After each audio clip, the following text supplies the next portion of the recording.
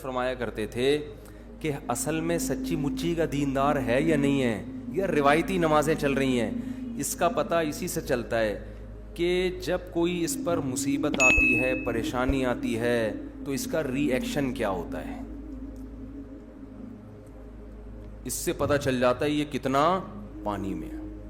ایک دم پاگلوں کی طرح بالکل غموں میں دیکھ لو نا، لوگ سر دیواروں سے جا جا کے مار رہے ہیں، ہائے یہ کیا ہو گیا، ہائے اللہ کو میں ہی ملا تھا ٹینشن دینے کے لیے. عورتیں بعض دفعہ، اللہ سب عورتوں کے بچوں کی حفاظت کرے، بچہ مر جاتا ہے بالکل ہی دماغ سے کھسک جاتی، دیوار سے سر جا کے ماں میرا بچہ، میرا بھائی مسافر خانہ ہے یار، برداشت کرو جتنا اللہ توفیق دے. ہم نے ایسی عورتیں بھی دیکھی ہیں، جوان بیٹے کا جنازہ گھر میں، اچانک ہارٹ اٹیک سے جوان بیٹا مر گیا، آنسو نکل رہے ہیں، لیکن اللہ سے کہہ رہی ہیں اللہ یہ آنسو میرے اختیار میں نہیں ہے، کہیں ایسا نہ ہو صبر کا ثواب میرا ضائع ہو جائے. ایسی ہم نے اپنی زندگی میں دیکھی ہیں مائیں روتے ہوئے ڈر رہی ہیں، اللہ صبر کا ثواب تو نہیں ضائع ہو جائے گا اس سے. ان کو علماء مسئلہ بتا رہے نہیں جی رو لو، اس سے ثواب ضائع نہیں ہوگا، لیکن چیخنا چلا کے رونا جائز نہیں ہے. آج کسی کے ہاں میت ہو جائے، خواتین کیسے چیختی ہیں، شوہر مر گیا، ہاں ہو ایک شور شرابہ، اور اس کو فیشن سمجھا جاتا ہے. اگر کوئی بیچاری آہستہ آہستہ رو رہی ہے، دوسری عورتیں کہتی ہیں دیکھو یہ تو عمل سے لگ رہا ہے انتظار میں تھی کہ کب مرے. یہ شو بازیاں چل رہی ہیں. باپ کا انتقال ہو گیا، بیٹا آرام سے رو رہا ہے، ابے ان کو تو لگتا ہے غم ہی نہیں ہے، یہ تو دیکھو یہ تو بالکل نارمل، ایک آدھ آنسو وہ تو ویسے ہی انسان ٹپکا دیتا ہے. اور جو چیخ رہا ہے نا اچھل اچھل کے ہاں ہاں کہتے ہیں، یہ ہے اصل باپ سے محبت کرنے والا. تو یہ فیشن بن چکا ہے میتوں پہ رونا، آ کے پھر رلانا، یہ بھی ہے. اچھا بھلا وہ لوگ چپ کر کے بیٹھے ہوئے ہیں نا میت والے، آپ کے باہر سے کوئی رشتہ دار آئیں گے، دوبارہ سے وہیں سے جہاں سے پروگرام ختم ہوا تھا، شروع ہوا تھا نا، وہیں سے دوبارہ سے شروع ہو جائے گا. تو جو آتا ہے پھر وہ ایک نئی کہانی شروع کر دیتا ہے. عید کے دن اکثر لوگ کیا کرتے ہیں، کسی کے ہاں میت ہوئی ہو نا تو پہلی عید میں جا کے اس کو رلاتے ہیں جا کے، یہ بھی غلط ہے. عید کا دن تو خوشی کا دن ہے. ہاں یہ ایک نیچرل ہے کہ عید کے دن آپ کے کوئی قریبی عزیز اگر پچھلی عید میں آپ کے ساتھ تھے، اس عید کو نہیں ہے، تو لاشعوری طور پر غم، کیونکہ یہ تو ایک ایسا غم ہے ہم نے خود بھگتا ہوا ہے. ہمارے والد صاحب تو عید کے دن بڑا زبردست انتظام کرتے تھے، رمضان پورا ہمارا ان کے ساتھ گزرتا. تو جب پہلی عید ہماری زندگی میں آئی نا والد صاحب کے بغیر، تو وہ مجھے یاد ہے کہ وہ دن ہم پہ بڑا بھاری گزرا. ہمیں ایک ایک پل یاد آ رہا تھا، یار والد صاحب صبح نماز پڑھ کے آتے تھے، پھر یہ کرتے تھے، وہ آج وہ ہماری زندگی میں نہیں ہے. تو یہ لاشعوری، یہ تو محبت کی علامت ہے. لیکن اس کی وجہ سے آپ کپڑے نہ پہنیں، نہائیں دھوئیں نہیں، خوشبو نہ لگائیں، اچھا کھانا نہ کھائیں، یہ کیا ہے؟ حرام ہے. جو غم نیچرل ہے وہ غم ہوگا، اور اس پہ اللہ خوش بھی ہوتا ہے. اگر اتنا بھی غم نہیں ہو رہا کہ آپ کی عید کے دن آپ کو اپنی ماں یاد ہی نہیں آ رہی، اور اپنا مرحوم آپ کو جو ہمیشہ عید آپ کے ساتھ منایا کرتے تھے، تو یہ تو اس کی علامت ہے آپ پتھر دل ہے نا. یہ تو اس کی علامت ہے آپ کا دل کیا ہے؟ پتھر کا ہے. تو جو غم خود بخود ہو رہا ہے وہ نیچرل ہے. سوچ کے اس غم منانے کی آپ کو عید کے دن اجازت نہیں ہے، کیونکہ غم کا دن نہیں ہے، یہ کس کا دن ہے؟ خوشی کا دن ہے. تو ہم سے، میری زندگی میں، ہم لوگ کی زندگی میں تو بڑا غم کا دن تھا جو پہلی عید تھی، یعنی ایک غم ہو رہا تھا. لیکن ہم نہائے بھی، کپڑے بھی پہنے، عید کی نماز پڑھنے بھی گئے، مبارکباد بھی دی. جو اچھا کھانا گھر میں بن سکتا تھا، پہلے مائیں شیر بنایا کرتی تھیں بڑی زبردست، آج کل وہ بھی مارکیٹ سے شارٹ ہو گئی ہے. وہ شیر بھی مارکیٹ میں نہیں ہے آج کل. اتنا مزہ آتا تھا وہ عید کے دن، شیر کے پیالے بنتے تھے، وہ بھی اب بندی لگی لگائی وہ شیر آ رہی ہے پیکنگ کی. خیر اب کیا دکھڑے لے کے بیٹھے ہم. تو جو خود بخود غم ہو رہا ہے وہ ٹھیک ہے. عید کے دن غم پراپر طریقے سے منانا، یہ کیا ہے؟ یہ غلط ہے. اب رشتہ دار آ کے آپ کو چھیڑ رہے ہیں نا کہ رو، ٹھیک ہے نا، رو، تو یہ ٹھیک نہیں ہے. خیر میں کہاں سے کہاں بات چلی گئی. تو قرآن کہتا ہے اذا مسہ الشر جزوعا واذا مسہ الخیر منوعا. تو خوشی میں اترانا نہیں ہے. بہت پیسہ آ گیا، ابھی غریب تھے اچانک پیسہ آ گیا تو بالکل کالر ہی نیچے نہیں ہو رہا. نیا نیا پیسہ آتا ہے نا آدمی کے پاس, شو مار رہا ہوتا ہے باتوں باتوں میں جا کے, تو پتہ چل جاتا ہے یہ اس کی اوقات تھی نہیں لیکن اس کے پاس آ گیا ہے. اچھا, دوسروں کو جو چڑ ہوتی ہے نا, یہ بھی اس کی علامت ہے, یہ ان کی بھی اوقات ہے نہیں, وہ بھی چڑ کر رہے ہوتے ہیں. اس کی سائیکل پہ گھومتا تھا, لینڈ کروزر پہ گھوم رہا ہے. گھومنے تو لینڈ کروزر, ہیلی کاپٹر پہ گھوم جائے, تمہیں کیا مسئلہ ہو رہا ہے تمہارے ساتھ. خیر, تو قرآن کیا کہتا ہے, جلدی سے یہ آیت میں مکمل کر لوں نا جو آج ہم نے پڑھی ہے. الا المصلین, تو ایمان کی پہلی علامت قرآن کیا بیان کرتا ہے, جیسے بخار ہوگا تو ماتھا لازمی گرم ہوگا, ایسا ہو نہیں سکتا کہ ماتھا گرم نہ ہو, لیکن یہ ضروری نہیں ہے کہ ماتھا گرم ہو اور بخار بھی ہو. تو ایمان ہوگا تو لازمی نمازی ہوگا, لیکن نمازی ہے اور ایمان بھی ہے یہ ضروری نہیں ہے. نہیں آ رہی بات سمجھ میں؟ ہم اگر نماز پڑھتے ہیں تو ہمارا ایمان بھی کامل ہے, ضروری نہیں ہے, لیکن ایسا نہیں ہو سکتا کہ ایمان کامل ہو اور نماز ہماری زندگی سے شارٹ ہو, یہ نہیں ہو سکتا.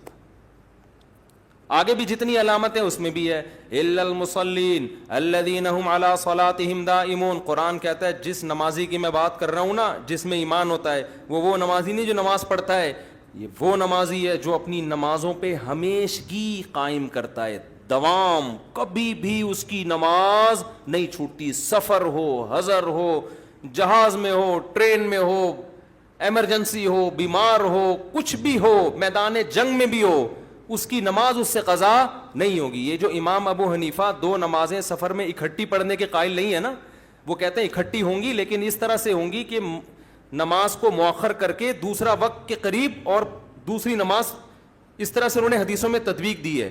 اس کا مقصد حدیثوں کی مخالفت نہیں ہے, اس کا مقصد یہ کہ قرآن اہل ایمان کی صفات میں ہمیشہ یہ بیان کرتا ہے کہ نمازوں کی حفاظت کرتے ہیں, چاہے سفر ہو یا حضر, بیماری ہو یا پریشانی. وہ اتنی زیادہ تاکیدیں ہیں کہ ان کی رائے یہ کہ جب تک اس جیسی مضبوط دلیلیں قائم نہیں ہو جائیں, بالکل بے غبار 2 اور 2 4 کی طرح متواتر روایات نہ ہو جن میں قضا کرنے کی اجازت دی جا رہی ہے سفر میں, اس وقت تک ان کا قول کیا ہے کہ ہم نمازوں کو قضا کرنے کی اجازت نہیں دیں گے, کیونکہ بہت زیادہ تاکید ہے. ایمان کی علامت ہے, محافظت کا مطلب ہی یہی ہوتا ہے کہ وقت سے پہلے پہلے پڑھ لینا اس کو. الا المصلین الذین هم علی صلاتهم دائمون والذین فی اموالہم حق معلوم.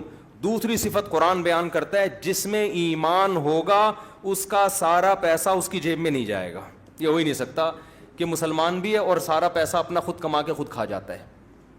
اٹ ازنٹ پاسبل, یہ ممکن نہیں ہے. بلکہ قرآن کیا کہتا ہے, اچھا اے اللہ ٹھیک ہے, پھر یہ علامت ہے کہ جتنا پیسہ کماتا ہے اس میں سے غریبوں کو بھی دیتا ہے. اللہ کہتے ہیں نا, دینا بھی کافی نہیں ہے, وہ تو انگریز بھی دے دیتے ہیں. کہتے ہیں حق للسائل والمحروم, ان کے مال میں جو مستحق بھکاری ہیں اور جو محروم لوگ ہیں ان کا پراپر حصہ ہوتا ہے. حق کا مطلب لازمی, یہ سمجھتے ہیں یہ تو لازمی دینا, یہ ہمارا ہے ہی نہیں, یہ تو اللہ نے ہمیں زیادہ ایکسٹرا اس لیے دیا ہے تاکہ ہم ان کو دیں. تو اللہ ڈائریکٹ ان کو دینے کے بجائے ہمارے ذریعے سے دلوا رہا ہے, یہ انہی کا ہے. حق کا مطلب کیا ہوتا ہے, اپنا قرضہ کوئی آپ سے مانگنے کے لیے آ جائے تو آپ کہتے ہو یہ لو جی 1 لاکھ, اب میرا احسان یاد رکھنا. کہے گا احسان کہاں سے بھائی, تو نے مجھ سے موبائل خریدا تھا 1 لاکھ روپے کا, تو پیسے تو نے دیے نہیں تھے, اور اب کہہ رہے احسان کس بات کا بھائی, فری میں تھوڑی مانگ رہا ہوں, میرا حق ہے. تو یہی حالت ہوتی ہے. اللہ کہتے ہیں جب یہ رشتہ داروں میں غریبوں میں پیسے بانٹتے ہیں تو احسان سمجھ کے نہیں, کہتے ہیں ان کا کیا ہے, حق ہے. اصل میں اللہ نے ہمیں آزمانے کے لیے ان کا پیسہ ہمیں دے دیا کہ ان تک پہنچا دینا, ہمارا ہے ہی نہیں ہے. کیا کریں یار, کیسے سمجھائیں بھائی, کیسے سمجھائیں. تو مسلمان کنجوس نہیں ہوتا, دیتا رہتا ہے, لے بھائی اس کو بھی دیا, ادھر بھی دیا, کچھ بہنوں میں بھائیوں میں بانٹ دیا, کچھ پھپھی خالہ کو دے دیا, ادھر پتہ چلا بیوہ بہن ہے, یہ لو بھائی اتنے پیسے لے لو. ادھر پتہ چلا جی وہ کیا نام, بیگم کا اس لیے ذکر نہیں کرنا, اس کا تو تمہارا باپ بھی دے گا زیادہ تر. ہاں کوئی کنجوس شوہر ہو تو پھر اس کو ہم الگ سے جمع کے بیان کر دیں گے. وہاں تو نو کا آپشن ہے ہی نہیں, کیونکہ میں بھی ایک شوہر ہوں نا, مجھے بھی پتہ ہے وہاں نو کا آپشن نہیں ہے. یہ آزمائش تو وہاں ہے جہاں نو کا آپشن بھی ہو اور یس کا آپشن بھی ہو, وہاں پتہ چلتا ہے. یہاں تو آپ کے باپ کو بھی دینا ہے, اور اگر 2 شادی کر لی پھر تو گئے کام سے. یہاں تو یہ ہو نو کا ہے ہی نہیں آپشن. آپ نے جس دن کہا 5 6 کے بجائے 5 انڈے آئیں گے, 6 کی طاقت نہیں ہے, پھر دوسری کی کیوں جب پیسے نہیں تھے؟ جب پیسے نہیں تھے، جب ایک کے حقوق ادا نہیں ہو رہے تو دوسری کی کیوں؟ تو یہاں تو پھر اور مسئلے ہیں، پھر بھی کرو ایسی کی تیسی، اللہ 6 انڈوں کی پیسے دے دے گا انشاءاللہ، ٹھیک ہے نا؟ خواتین خوش ہو جاتی ہیں بھی ہمارے فیور میں جا رہا ہے، اچانک پھر میں ٹن مارتا ہوں تو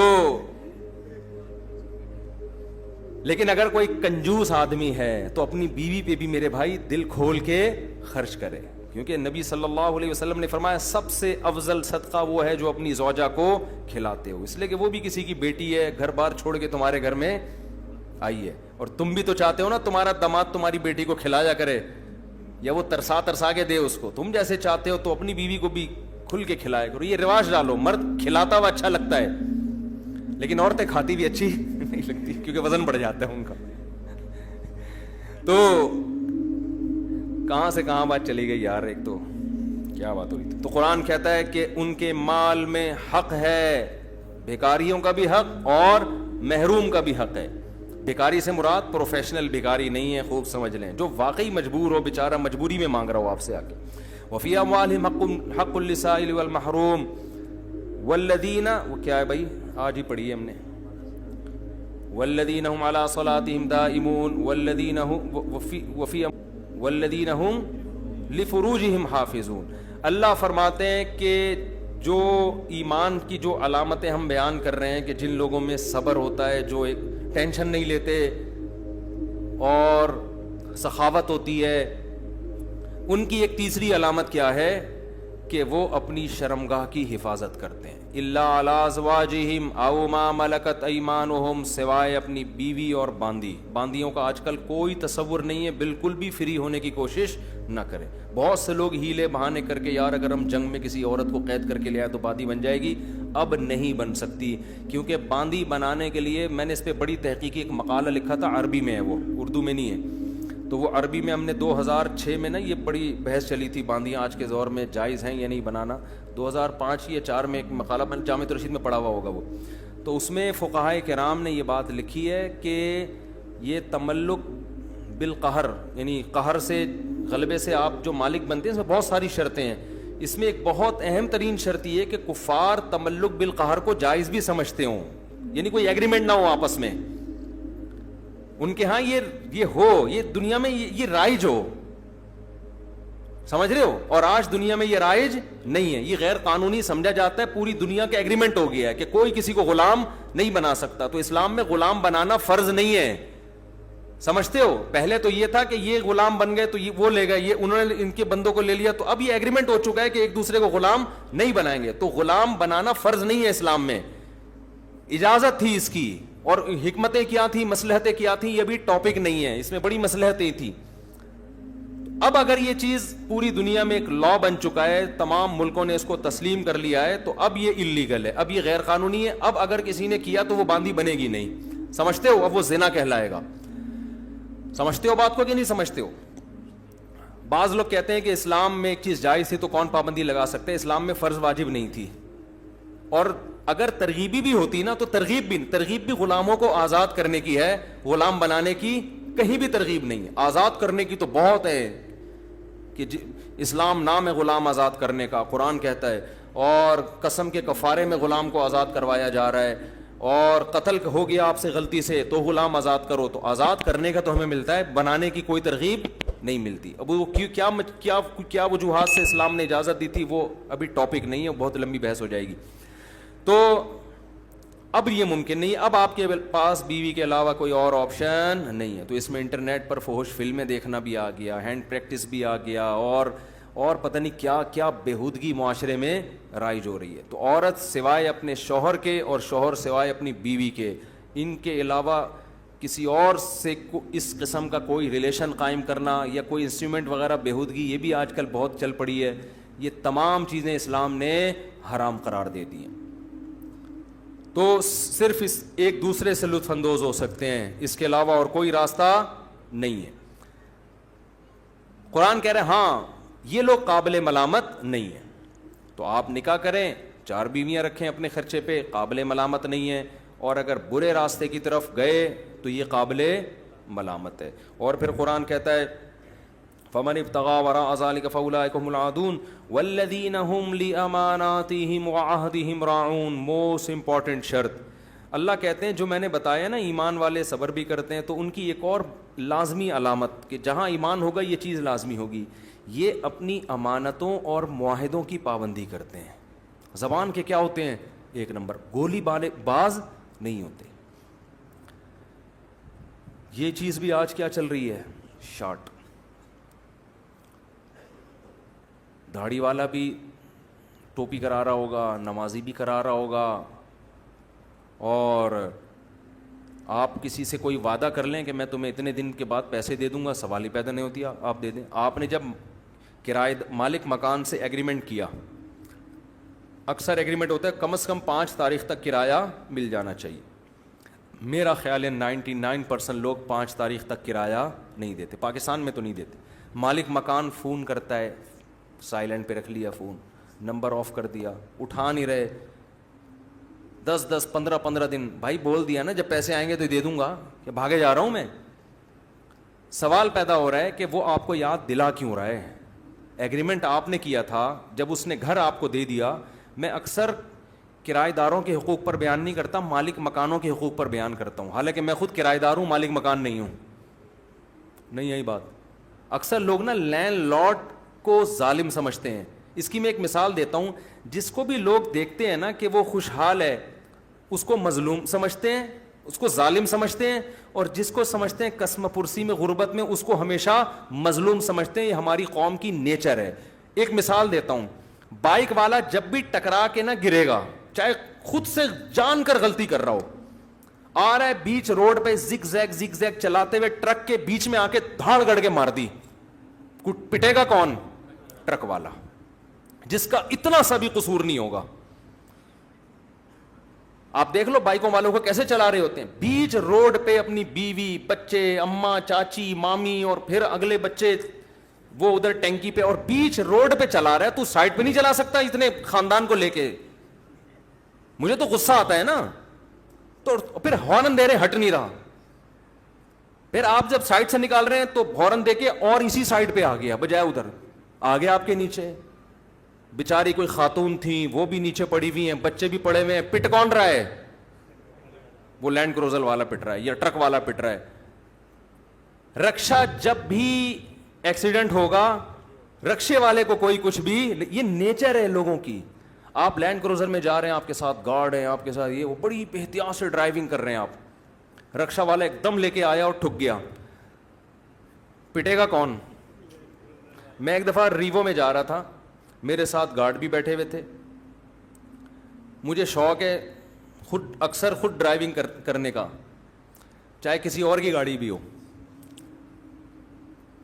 تو لوگ کہہ رہے ہوتے ہیں یہ دیکھو لینڈ کروزر میں جا رہے ہیں, ایسی ایسی گاڑیاں. آپ کو کیا پتہ یہ میری گاڑی ہے, کسی سے ادھار لی ہوئی ہے بھائی ہم نے. یہ بھی ہو سکتا ہے ہماری ہو, یہ بھی ہو سکتا ہے یہ زکوٰۃ کی گاڑی ہو, کسی نے ہم کو کہا ہے کسی غریب کو جا کے دے دو. اور اگر ہماری بھی ہے تو آپ کو کیا تکلیف ہے بھائی؟ لوگ کہتے ہیں مولویوں کو دیکھو ادھر بیانات میں دنیا مسافر ہیں. اور میری جو ریوو کی ڈرائیونگ کی ایک ویڈیو یوٹیوب پہ پڑی ہوئی ہے نا, بڑی شو بازی والی, جیسے چلتے ہوئے آ رہے ہیں, جیسے کوئی شوٹنگ کے لیے جا رہے ہیں اور بیٹھ رہے ہیں. اور یہ میں نے نہیں بنائی, یہ لوگ چھپ چھپ کے بنا کے یوٹیوب پہ ڈال دیتے ہیں, ورنہ یہ چچور پنا مجھے ذرا سا بھی اچھا نہیں لگتا. لوگوں نے کہا مفتی صاحب آپ کیا کر رہے ہو, آپ کے شوٹنگ کے لیے جا رہے ہو, آپ یہ کیا ڈرامے بازی. اپنے قریبی دوستوں نے, میں نے کہا بھائی ہمیں تو پتہ بھی نہیں تھا کہ ایسے ویڈیو بن رہی ہے. مجھے تو ابھی یہ اکثر رمضان پروگرام میں ہمارے دوست نے کہا کہ آپ نماز پڑھیں اور یوں ایسے رکوع میں نے ویڈیو بنا. میں نے کہا اللہ کا واسطہ معاف کر دو یار, ہم نماز پڑھ رہے ہیں. یہ ڈرامے کیا ہو رہے ہوتے ہیں دیکھو کیمرے میں دکھانے کے لیے, نماز خشوع خضوع سے رکوع میں جا رہے ہیں, کیمرے والا چلا گیا, وہیں سے آپ اپنے گھر چلے گئے. چلو میں نے جب پہلی دفعہ ریکارڈنگ کی نا, کیمرے کے سامنے آئے, ایک چینل کو میں نے انٹرویو دیا. اس چینل والے نے میرا انٹرویو لیا, میں نہیں بتاؤں گا کون چینل تھا, اور سامنے 2 بندے لا کے بٹھا دیے جو میری بات سن رہے تھے اور سوال کر رہے تھے, میں جواب دے رہا تھا. اب وہ سو رہے تھے, ان کو کیا, ان کو تو گن پوائنٹ پہ لا کے بٹھایا ہے کہ بھائی مفتی صاحب آئیں گے اور یہ کریں گے, آپ نے ایسے گردن ہلانی ہے اور سننا ہے, جیسے وہ سننی. ان کو دلچسپی نہیں تھی. اب میں سمجھا رہا ہوں, مجھے بھی بوریت ہونے لگی یار, یہ کن کو لا کے بٹھا دیا. جب میں نے وہی چینل پہ دیکھا نا وہ پروگرام چلا ہے, ایسا لگ رہا ہے میں بات کر رہا ہوں اور بڑے آرام سے نا, جی اچھا ایسے ایسے. وہ ہوا یہ ہے کہ میرے جانے کے بعد اس چینل نے ان کو بٹھایا, بولا اب یوں یوں گردن ہلاؤ, جیسے سب سمجھ میں آ رہا ہے. ان کے شارٹ لیے ایسے نا, یہ ہوتا ہے چینلوں میں, ان کے شارٹ لیے وہ یوں کر رہے ہیں ایسے جیسے. میں نے کہا ادھر تو بڑے غور سے سن رہا ہے. اس کو میں نے پکڑ لیا, اس نے کہا مجھے ہمیں بعد میں بٹھا کے نا یوں یوں یوں نا ہم سے گردنیں ہلوائی گئیں. ایک دفعہ یوں کروایا کہ کوئی کچھ ایسی بھی تو ہونی چاہیے بات جو سمجھ میں نہ آئے, اور ایک دفعہ یوں کروایا, ایک دفعہ یوں کروایا, ایک دفعہ مسکروایا, اور اس کے بعد یہ لا کے جوڑ کے چلا دیا مارکیٹ میں. یہ ہوتا ہے ٹھیک ہے. تو میرے اس طرح کی کچھ لوگ چیزیں بنی ہوئی ہیں, تو وہ میں نے نہیں ڈالی, وہ لوگ ڈال دیتے. ہاں سوئمنگ کی اگر میں جب کر رہا تھا تو کوئی ویڈیو بنا رہا تھا, میں نے کہا بنانے دو, تاکہ لوگوں کو مولوی اگر کسی کو تیرتا ہوا برا لگ رہا ہے تو لگے, اس کو لگے کہ یار یہ اس کو نا کہ یہ کیوں مولانا صاحب کیوں تیر رہے ہیں. تو وہ میں نے بنائی, وہ بھی نہیں تھی خود, لیکن کوئی بنا رہا تھا کہ ڈال دیں گے یوٹیوب پہ. میں نے کہا مرضی ہے آپ کی. تو خیر میں آپ کو عرض کر رہا تھا, یہ ہماری قوم کی نیچر ہے, ہمیشہ جو لینڈ لارڈ ہوگا نا وہی ظالم کہلاتا ہے, چاہے وہ مظلوم ہی کیوں نہ ہو. تو میں جا رہا ہوں ریوو میں چلاتا ہوا, گارڈ بیٹھے ہوئے یوں یوں آرام آرام سے, میں تو بہت خیال کر کے چلاتا ہوں گاڑی. وہ ایک بائک والا وہی یوں ایسے کرتا کرتا بڑی مشکل سے بچا, الحمدللہ بچ گیا وہ. لیکن اللہ کی قدرت کے آگے جا کے وہ سلپ ہو گیا. نہ میری گاڑی سے ٹچ ہوا ہے, نہ میں نے اس کو ٹکر ماری, وہ سلپ ہو گیا. پیچھے سے 2-3 بائکوں والے آئے بھاگتے ہوئے نا مجھے پکڑنے کے لیے کہ اس نے مارا. خام خامے کوئی آپ کے پاس ثبوت نہیں ہے کہ یہ گرا کیوں ہے. اچھا وہ اس کو بہت زیادہ کوئی چوٹیں بھی نہیں لگی تھیں, اپنی حماقت سے گرا ہے وہ. تو بائکوں پہ نا آ گئے, اب جیسے ہی قریب آئے وہ روکو گاڑی, پیچھے سے آوازیں دے رہے ہیں. میں نے آہستہ کر لی, قریب آ کے کھڑے ہو کے دیکھا کہ میں ہوں, مجھے پہچان گئے وہ. اب نہ وہ جو ان کا غصہ تھا, اب وہ سمجھ میں نہیں آ رہا ہم غصہ نکالیں تو کیسے نکالیں, بیان آ جائے گا ہمارے خلاف, اور اگر نہیں نکالیں تو ایک دم غصہ پینا بھی بہت مشکل کام ہوتا ہے نا. تو وہ بیچ کی کنڈیشن میں تھے. مفتی صاحب وہ خیریت, وہ بائک والا, میں نے کہا میں نے نہیں مارا بھائی, جا کے دیکھ لو آپ, میرا اس سے کوئی تعلق نہیں ہے, نہ ٹچ ہوا ہے, گاڑی پہ کوئی نشان دیکھ لو. کہنا اچھا جی السلام علیکم. میں نے کہا اگر ہم مفتی صاحب نہ ہوتے تو آج طبیعت سے پٹ چکے ہوتے. صحیح بات. اور پیچھے یہ گارڈ وارڈ بھی بیٹھے ہوئے تھے, اس لیے وہ اس سے بھی تھوڑا ڈر گئے, ورنہ آج مفتی صاحب کے 2-4 پرزے مارکیٹ سے شارٹ ہونے تھے. گھر آتے ٹنڈے پنڈے بنے ہوئے ہوتے, اور اللہ گاڑی کو آگ لگی ہوئی ہوتی ہے, پتہ نہیں کیا ہوتا. اور وہ تو چلو بچ گیا, اگر وہ مر جاتا تو کیا ہوتا, FIRیں کٹ جاتی ہیں. تو خدا کے بندو ہوش کے ناخن لیا کرو, دیکھا کرو غلطی کس کی ہے. تو اسی طرح کرایہ دار نا گھنے بن جاتے ہیں, اور آ کے یہ دیکھو اتنا ظالم مالک مکان ہے, کلر کر کے نہیں دیتا, نل کے ٹھیک نہیں کرتا. تم ہر 2 دن کے بعد نلکوں کی تم نے واٹ لگائی ہوئی ہوتی ہے یار. اپنے گھر کے نل کے تم کیسے استعمال کرتے ہو, کرایہ دار کے نل کے کیسے, دیواروں کی واٹ لگا دیتے ہیں کرایہ دار. آپ پورا کلر کر کے دو, حشر دیکھو 2 دن میں کیا کر کے دیتے ہیں اس کا. تو اس لیے میرا تو نظریہ ہے دو ہی نہیں کرائے پہ گھر. اتنا تم کرایہ نہیں لوگے جتنی تمہارے گھر کی ریپیئرنگ میں خرچہ آ جائے گا. لیکن بہرحال مجبوری ہوتی ہے لوگوں کی.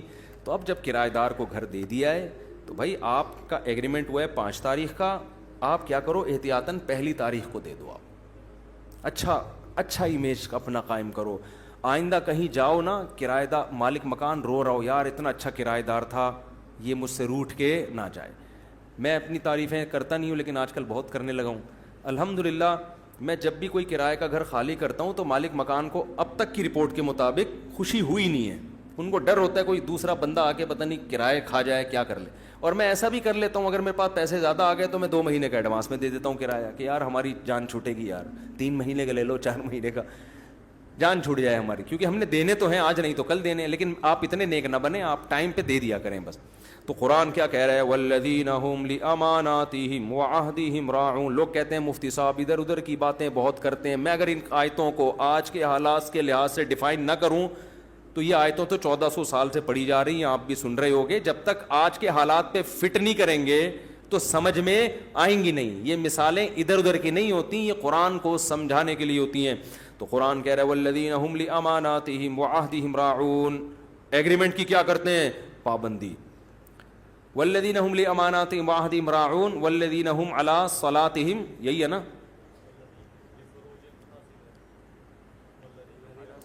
وعهدهم راعون والذین هم بشہاداتهم قائمون، سچی شہادت دیتے ہیں، چاہے آپ کے خلاف ہو، چاہے آپ کے ماں باپ ہی کے خلاف کیوں نہ ہو. دیکھو قرآن کہہ رہا ہے حق بولو، چاہے تمہارے باپ اور ماں کے خلاف کیس جا رہا ہو. تو جب باپ اور ماں کی رعایت کرنا جائز نہیں ہے تو اپنے سیاسی لیڈر کی رعایت کرنا کہاں سے جائز ہو گیا کہ ہم چونکہ اس تنظیم کے ہیں تو ہمارے. اچھا قرآن میں خوب سمجھ لو، جب آپ کسی کی طرفداری کرتے ہیں تو اس میں کسی کا ایمان، داڑھی، پگڑی، 4 مہینے تبلیغ میں لگے ہوئے، بزرگ ہونا، یہ چیزیں نہیں دیکھی جاتی ہیں. یہ بہت بڑا فالٹ ہے. جب آپ فیصلہ، مثال کے طور پر عدالت میں کیس چل رہا ہے، بلایا گیا جی چور کو، ایک شخص نے کہا کہ یہ چور ہے، اس نے میرے 20 لاکھ روپے چرائے ہیں. لایا گیا چور کے یہاں نشان تہجد کا، خوبصورت داڑھی، چہرے سے نور کی کرنیں نکل رہی ہیں، اور چور کے ہاتھ میں اتنی بڑی، چور نہیں تھا وہ، الزام لگا چوری کا، میں نہیں کہہ رہا چور تھا. جس نے الزام لگایا اس نے ایسے شخص پہ الزام لگایا جس کو جب عدالت میں لایا گیا تو جج احترام سے قریب تھا کہ سردے میں گر جائے. ایسے نور کی کرنیں اور خشوع و خضوع اور تسبیح، سبحان اللہ سبحان اللہ، بات بات پہ وہ کیا کہہ رہا ہے، اور ذرا سی کوئی جج قرآن کی آیت پڑھتا ہے وہ آنکھوں سے آنسو جاری اللہ کے خوف سے. جس نے کیس کیا وہ جب آیا تو گٹکا منہ میں اس کے، یہ میں سمجھا رہا ہوں ہو کیا رہا ہے مارکیٹ میں آج، اس کے منہ میں کیا ہے، گٹکا.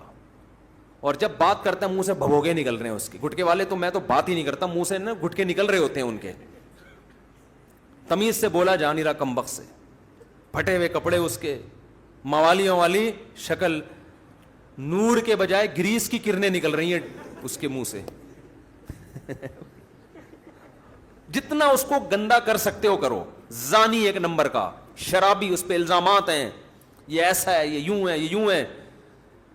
اس نے کیس کیا جی یہ جو صاحب ہے نا جن کے نور کی کرنیں، اس نے میرے 20 لاکھ روپے چرائے ہیں. کیا جج یہ کہہ سکتا ہے کہ تو اپنی شکل دیکھ اور اس کی شکل دیکھ، تو اپنا ماضی دیکھ اور اس کا ماضی دیکھ؟ جج کو یہ اجازت ہے بھائی؟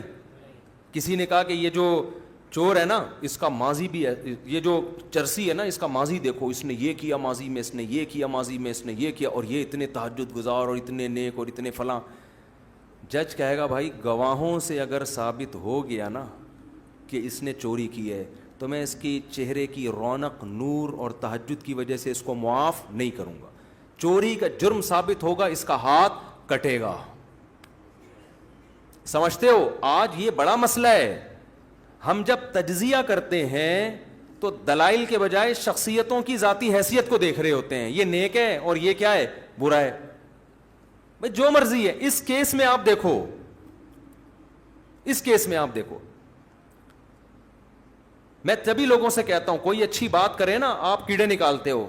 میں ان سے فوراً پوچھتا ہوں یہ تمہارے والے نے یہ اچھی بات کی ہوتی تو یہ والے کیڑے نکالتے ہیں؟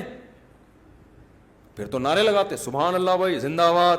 دوسرا والا کر رہا ہے تو اس کی چونکہ شکل پہ نور نہیں ہے، فار ایگزامپل گٹکا رکھا ہوا ہے اس نے منہ میں، اب اس کی تعویل کی جا رہی ہے. اس سے قرائن تو ہوتے ہیں کچھ قرائن کہ بھائی یہ، یعنی قرینہ الگ چیز ہوتی ہے، دلیل الگ. جب کوئی جزم سے فیصلہ کیا جاتا ہے تو قرائن کی بیس پر نہیں بلکہ دلائل کی بیس پہ. قرائن تو ہوتے ہیں کہ یار یہ اتنے بڑے بزرگ چوری کر کیسے کر سکتے ہیں یار، اتنے نیک، اتنے نور کی کرنیں. تو ہو سکتا ہے جج گواہی کا معیار تھوڑا سخت کر دے، اتنی جلدی قبول نہ کرے اس دعوے کو، معیار سخت کر دے گا، لیکن کیس بری کر دینا کہ یہ چل بے نکل یہاں سے، چرسی بڑا آیا، الزام لگاتا ہے. پھر جب الزام اگر ثابت ہو جائے گا نا کہ اس نے 20 لاکھ روپے کھائے ہیں تو پھر جج کیا فیصلہ کرے گا؟ اس کمبخت نے داڑھی رکھی ہی اس لیے تاکہ لوگوں کے پیسے کھائے. یہ چہرے پہ کریمیں لگا لگا کے نور پیدا ہی کمبخت نے اس لیے کیا ہے اس نور کو کیش کرائے. اور یہ سیدھا سادہ چرسی موالی جو جیسا اندر سے ویسا باہر سے، یہی کہیں گے نا لوگ. تو اب چرس پینا نہ شروع کر دیں، داڑھی رکھنا لازمی ہے، فرض ہے. اچھے اعمال کرتا ہے تو اللہ کی طرف سے چہرے پہ نور بھی آتا ہے. تو ایسا نہ ہو کوئی نور والا نظر آ رہا ہو تو میرے بیان اس پہ فٹ کرنا شروع کر دیں, تیرے بارے میں کہا ہے. یہ کوئی داڑھی والا نظر آئے, مفتی صاحب تیرے بارے میں کہہ رہے تھے. میں کسی کے بارے میں نہیں کہہ رہا, میں اصول سمجھا رہا ہوں قرآن کا, کہ قرآن کہہ رہا ہے کہ حق بات کرو چاہے تمہارے ماں باپ کو جیل ہو جائے. یعنی اگر ماں باپ کے خلاف کسی نے کیس کیا ہے اور اس میں جس نے دعویٰ کیا وہ برحق ہے, تو ماں باپ کے خلاف بھی گواہی دینی پڑے دو. تو جب آپ کے ماں باپ کو قرآن نہیں بخش رہا تو آپ کے تنظیم کے لیڈر کو کہاں سے بخشے گا قرآن؟ کیا آپ صرف اپنے لیڈر کی حمایت اس لیے کر رہے ہیں, اس کی غلطیوں کو بھی صحیح کر رہے ہیں کہ وہ میرا لیڈر ہے؟ یہ نہیں ہوتا. تبھی تو میں کہہ رہا ہوں اتنا کرو قیامت میں افورڈ کر سکو. یہ میرا ملفوظ بہت چل پڑا ہے مارکیٹ میں, اتنا دفاع کرو اور اتنا دوسرے پہ الزام لگاؤ, جتنا کیا کر سکتے ہو افورڈ کر سکتے. دیکھو ہم نے ایسا الزام کسی پہ لگایا ہی نہیں. ہم نے کہا ہو سکتا ہے بھائی یہ والی حکومت بہت اچھی ہو, کیا خیال ہے؟ اس لیے کہ اگر اچھی نکلی تو ہم تو چوڑے میں آ جائیں گے, کہیں گے آپ کہہ رہے تھے ناکام ہے اور یہ تو پہلے سے زیادہ. تو ہم نے کہا بھائی ہم یہ تجزیہ ہی نہ کرو, چپ کر کے آرام سے بیٹھے رہو, اتنا آگے نہ جاؤ کہ واپسی کا دروازہ آپ کے لیے بند ہو جائے. تو باقی میری ذاتی رائے کیا وہ میں یہاں نہیں بتاتا. چلو آگے بھائی ہم جلدی سے اس کو ختم کریں. پھر آگے قرآن کہتا ہے والذین هم بشہاداتہم قائمون والذین هم علی صلاتہم یحافظون. نماز سے شروع کیا اور دوبارہ نماز پہ ختم. پھر اللہ کہتے ہیں ان میں سب سے پہلی علامت ہے کہ اپنی نمازوں کی حفاظت کرتے ہیں, قضا ہونے سے بچاتے ہیں اس کو.